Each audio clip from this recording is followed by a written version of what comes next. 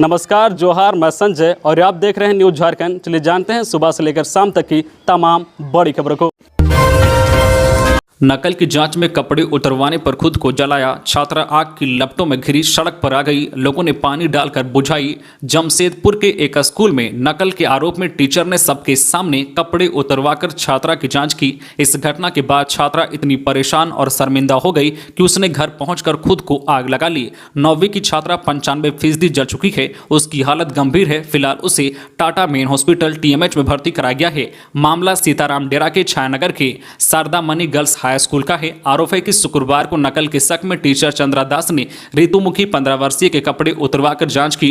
9वीं की छात्रा इससे इतनी आहत हुई कि घर आते ही स्कूल ड्रेस में ही केरोसिन छिड़ककर खुद को आग लगा ली। आग की लपटों में घिरी छात्रा घर से निकलकर सड़क पर आ गई और बेहोश होकर गिर गई। लोगों ने पानी डालकर आग बुझाई, फिर तुरंत उसे MGM अस्पताल ले गए। करीब 95% जली होने के कारण उसे Tata main hospital TMH refer कर दिया गया। टीचर चंद्रा दास के खिलाफ केस दर्ज हुआ है। फिलहाल किसी की गिरफ्तारी नहीं हुई है। स्कूल प्रबंधन ने भी मामले की जांच की बात कही है। स्कूल 2 दिनों के लिए बंद कर दिया गया है। परीक्षा भी फिलहाल स्थगित कर दी गई है।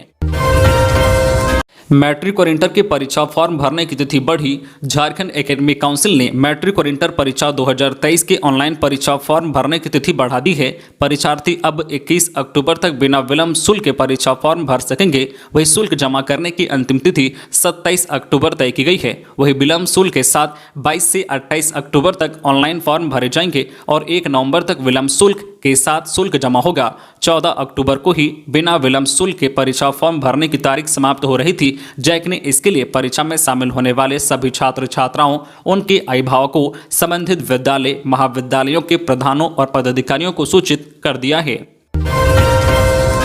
रांची में कोयला ट्रांसपोर्टर को TPC के नाम पर धमकी, फोन पर कहा लेवी दो नहीं तो घर में घुसकर मार डालेंगे।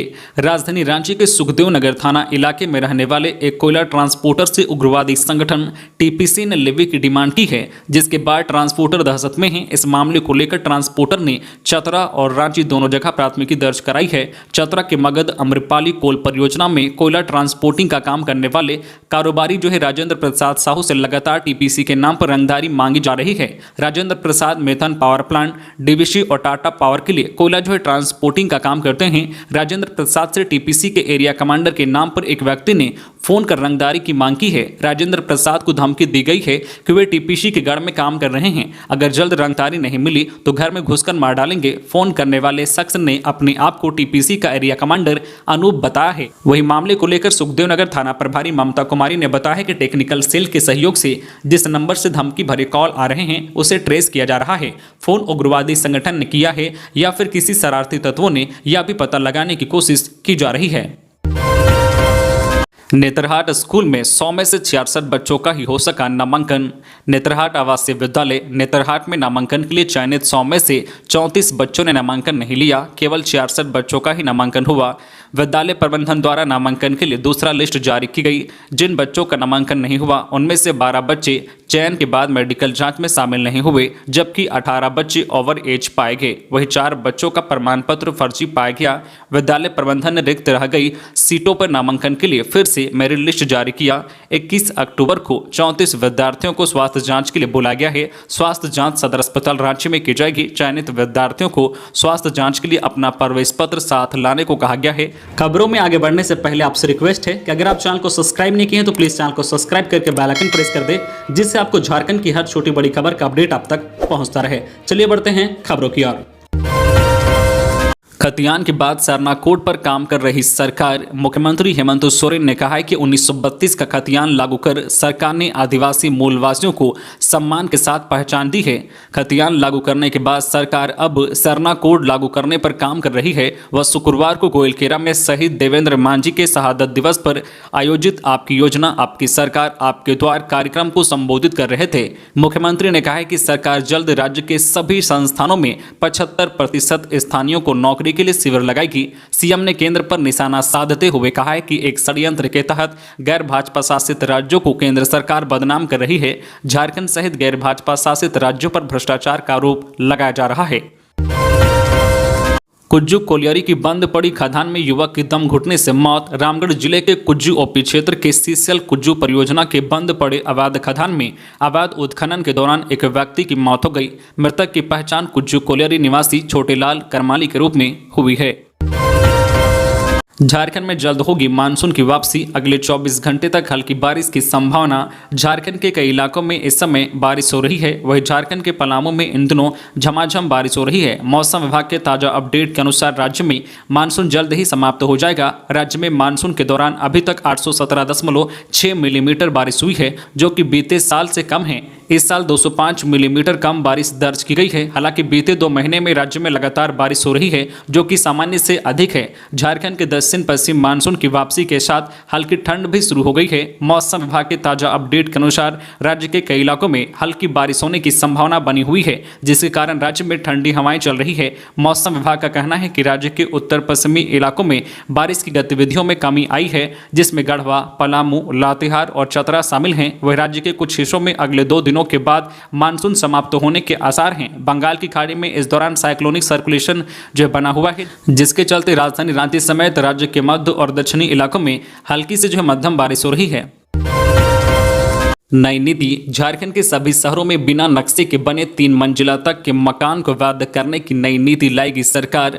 झारखंड सरकार शहरों में बिना नक्शे के बने 3 मंजिला तक के अवैध मकानों को वैध करने के लिए नई नीति लाएगी। इसकी तैयारी शुरू हो गई है। उच्च स्तरीय बैठक में इस पर चर्चा के बाद नियमावली तैयार की जा रही है।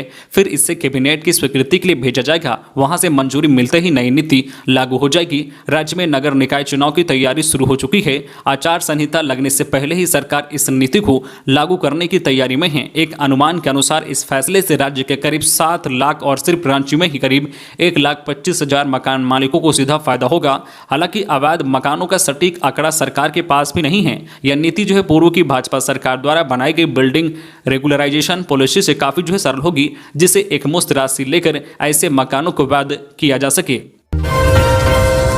झारखंड में गंदे व कटे फटे नोट चलन से बाहर होंगे। भारतीय रिजर्व बैंक ने झारखंड में पर्याप्त मात्रा में नए नोट उपलब्ध कराने का निर्देश दिया है। वहीं राज्य में पहले से चल रहे गंदे व कटे फटे नोट चलन से बाहर होंगे। यह निर्णय आरबीआई मुद्रा प्रबंधन संबंधित स्थायी समिति की बैठक में लिया गया। शुक्रवार को स्टेशन रोड स्थित होटल में समिति की बैठक हुई। बैठक में बैंकों के करेंसी चेस्ट प्रबंधन पर चर्चा हुई। इसकी अध्यक्षता रिजर्व बैंक पटना के क्षेत्रीय निदेशक संजू दयाल ने की। इसमें सार्वजनिक और निजी क्षेत्रों के बैंकों के करेंसी चेस्ट से जुड़े नियंत्रक प्रमुखों ने भाग लिया।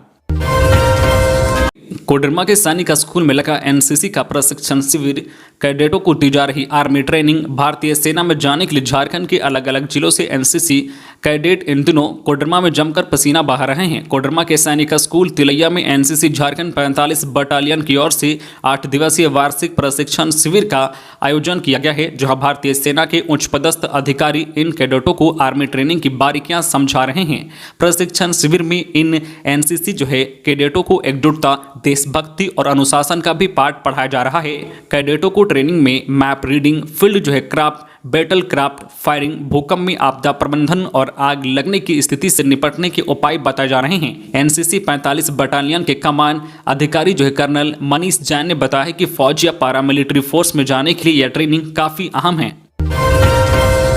सिमडेगा में अवैध बालू लदा ट्रैक्टर जब्त। सिमडेगा में खनन विभाग ने अवैध रूप से बालू लदा एक ट्रैक्टर को जब्त किया। कार्रवाई करते हुए खनन विभाग की ओर से बगरू के निकट छापेमारी अभियान चलाकर खनन विभाग के पदाधिकारी और कर्मियों ने अवैध रूप से बालू लदा एक ट्रैक्टर जब्त किया।